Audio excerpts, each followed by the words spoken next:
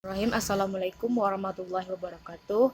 Saya Rani Chania, NIM 2120050, dari kelompok 8, mata kuliah Dasar-Dasar Pendidikan Al-Quran, akan membacakan makalah saya yang berjudul Metode Pendidikan.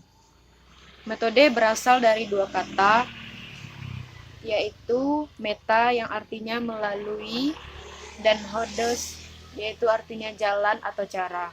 Jadi metode artinya suatu jalan yang dilalui untuk mencapai tujuan. Ada 3 metode menurut Muhammad Nur Syam. Secara teknis menerangkan bahwa metode adalah suatu prosedur yang dipakai untuk mencapai suatu tujuan. 2, suatu teknik mengetahui yang dipakai dalam proses mencari ilmu pengetahuan dan suatu materi tertentu. Yang ketiga, suatu ilmu yang merumuskan aturan-aturan suatu prosedur. Menurut Prof. Sugar Purbakawaca, dalam Ensiklopedia Pendidikan, memberikan pengertian pendidikan sebagai berikut. Pendidikan dalam arti luas meliputi semua perbuatan dan usaha dari generasi tua untuk mengalihkan pengetahuannya, pengalamannya, kecakapannya, serta keterampilannya kepada generasi muda sebagai usaha menyiapkan agar dapat memenuhi fungsi hidupnya baik jasmani maupun rohani. Selain pendapat mengenai pengertian pendidikan, ada juga pendapat mengenai pengertian dari pendidikan Islam, antara lain dikemukakan oleh Ahmad Tafsir yang mendefinisikan pendidikan Islam sebagai bimbingan yang diberikan oleh seseorang agar ia berkembang secara maksimal sesuai dengan ajaran Islam.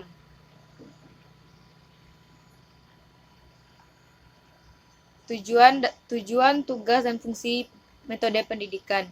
Tujuan diadakan metode adalah menjadikan proses dan hasil belajar mengajar dalam ajaran Islam lebih berdaya guna dan berhasil guna dan menimbulkan kesadaran peserta didik untuk mengamalkan ketentuan ajaran Islam melalui teknik motivasi yang menimbulkan gairah belajar peserta didik.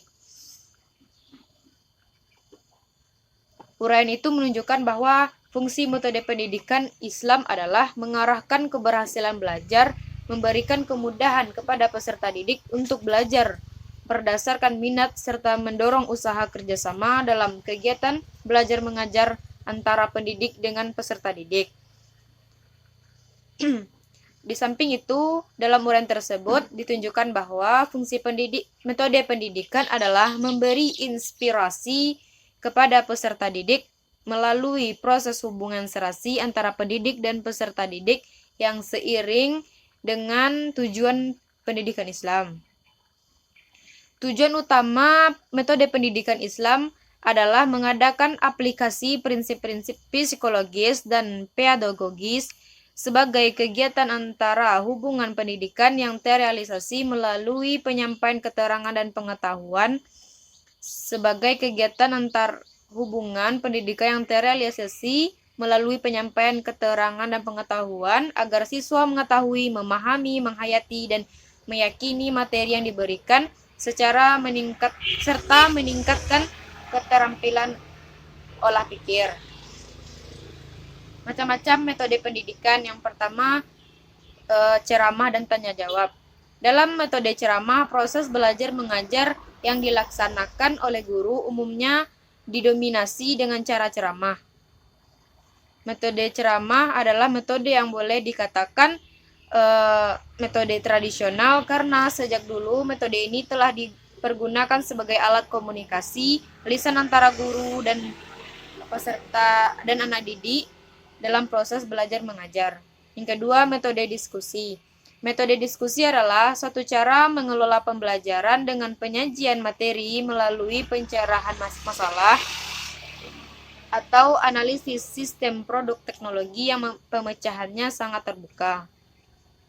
Suatu diskusi dinilai menunjang keaktifan siswa bila diskusi itu melibatkan semua anggota diskusi dan menghasilkan suatu pemecahan masalah.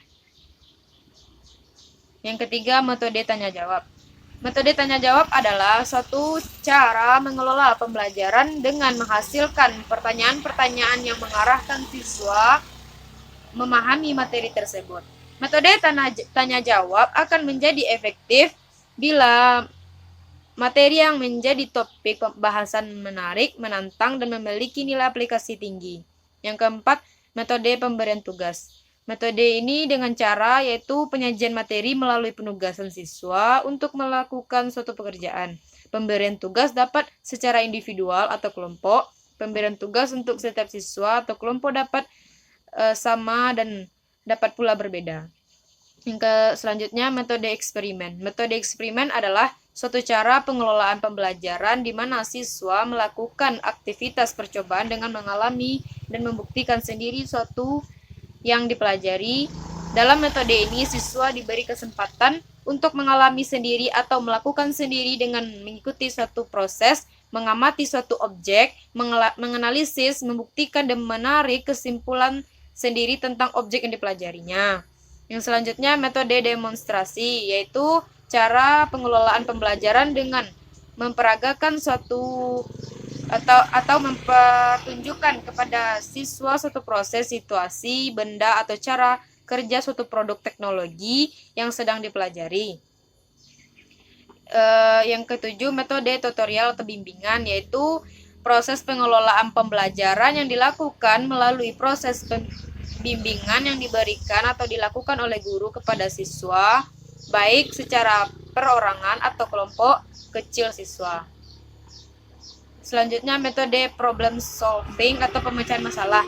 Metode problem solving atau metode pemecahan masalah merupakan metode pembelajaran yang dilakukan dengan memberikan suatu permasalahan yang ayat-ayat yang berkaitan dengan metode pendidikan. Yang pertama, Quran Surat Al-Maidah ayat 67 yang berbunyi, A'udzubillahi minasyaitonirrajim, Bismillahirrahmanirrahim. Ya ayyuhar rasulu baligh ma unzila ilaika mir rabbik wa illam taf'al fama ballaghta risalatah wallahu ya'simuka minan nas.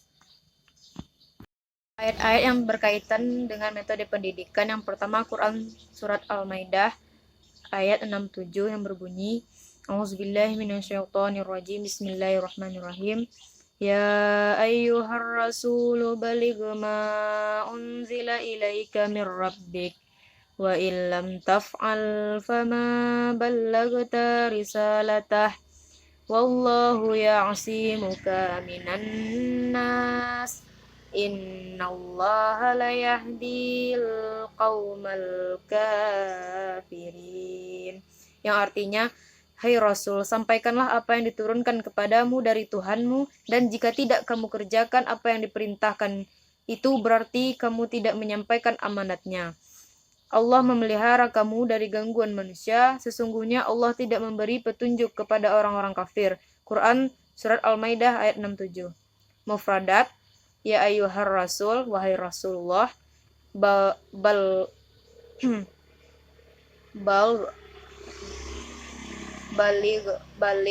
sampaikanlah, ma'anzal, apa yang diturunkan, ilaika, kepadamu, mir rabbik, dari Tuhanmu, wa illam taf'al, jika tidak engkau lakukan apa yang diperintahkan itu, fama lagta, berarti engkau tidak menyampaikan, risalah, amanatnya, wallah, dan Allah, simuk, memelihara engkau, minan nas, dari gangguan manusia, la yahdi, tidak memberi petunjuk, kaum, kepada orang-orang, al-kafirin, orang kafir. Kisah ini diceritakan sangat indah oleh Ibnu Katsir dalam menafsirkan surah Al-Maidah ayat 7. Beliau menguraikan, pada awalnya Nabi merasa takut untuk menyampaikan risalah kenabian. Namun, karena ada dukungan langsung dari Allah, maka keberanian ini muncul.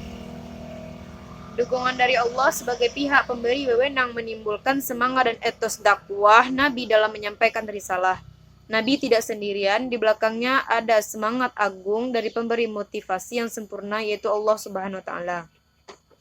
Begitupun dalam proses pembelajaran, harus ada keberanian tidak ragu-ragu dalam menyampaikan materi, sebab penyampaian materi sebagai pewarisan nilai merupakan amanat agung yang harus diberikan. Bukankah Nabi berpesan, yang hadir hendaknya menyampaikan kepada yang tidak hadir? Nilai tarbiyah yang dapat diambil dari ayat tersebut yaitu bahwa metode tabligh adalah suatu metode yang dapat diperkenalkan dalam dunia pendidikan modern, yaitu suatu metode pendidikan di mana guru tidak sekedar menyampaikan pengajaran kepada murid, akan tetapi dalam metode itu terkandung beberapa persyaratan guna terciptanya efektivitas proses belajar mengajar. Beberapa persyaratan yang dimaksud adalah aspek kepribadian guru yang selalu menampilkan sosok uswatun hasanah, suri tauladan yang baik bagi murid-muridnya, aspek kemampuan intelektual yang memadai, aspek penguasaan metodologis yang cukup sehingga mampu meraba dan membaca kejiwaan dan kebutuhan murid-muridnya. Selanjutnya, aspek spiritualitas dalam arti pengamal ajaran Islam yang istiqomah. Yang kedua, Quran Surat An-Nahl ayat 125 yang artinya, serulah manusia kepada jalan Tuhanmu dengan hikmah dan pelajaran yang baik dan bantahlah mereka dengan cara yang baik. Sesungguhnya Tuhanmu dialah yang lebih mengetahui tentang siapa yang tersesat dari jalannya dan dialah yang lebih mengetahui orang-orang yang mendapat petunjuk. Quran Surat An-Nahl ayat 125. Mufradat, Udu'u, serulah manusia, sabili illa kepada jalan, rabbika Tuhanmu, bil hikmah dengan hikmah, wal mau'izah dan pengajaran, hasanah yang baik, wajailhum dan berdebatlah dengan mereka, billati hiya a'lamu yang lebih mengetahui, biman siapa yang dalla sesaat ansabilihi dari jalannya, wahwa dan dialah a'lamu yang lebih mengetahui, bil muhtadin siapa yang mendapat petunjuk. Tafsir Al-Jalalain, serulah manusia wahai Muhammad ke jalan Rabbmu, agamanya dengan hikmah, dengan Al-Quran dan nasihat yang baik, nasihat atau perkataan yang halus.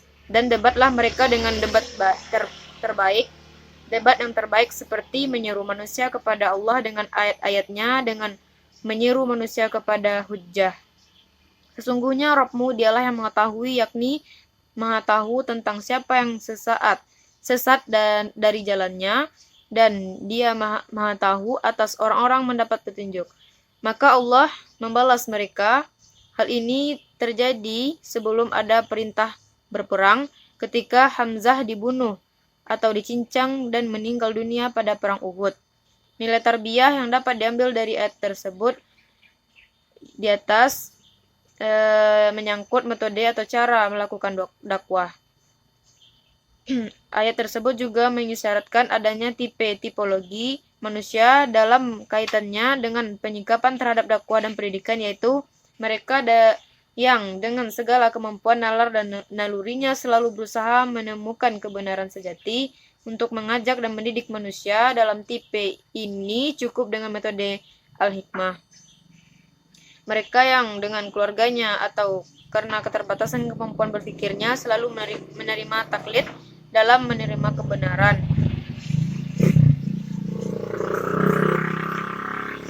Yang ketiga, Quran Surah Al-A'raf ayat 176 sampai 177 yang artinya, dan kalau kami menghendaki sesungguhnya kami tinggalkan derajatnya dengan ayat-ayat itu, tetapi dia cenderung kepada dunia dan menurutkan hawa nafsunya yang rendah, maka perumpamaannya seperti anjing jika kamu menghalaunya diulurkannya lidahnya, dan jika kamu membiarkannya dia mengulurkan lidahnya juga. Demikian itulah perumpamaan orang-orang yang mendustakan ayat-ayat kami, maka ceritakanlah kepada mereka kisah-kisah itu agar mereka berpikir.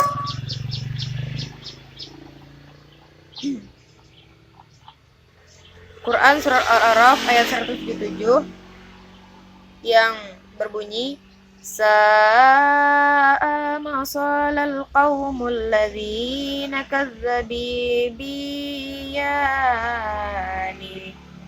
biyanina wa anfusahum kanu yazlimun.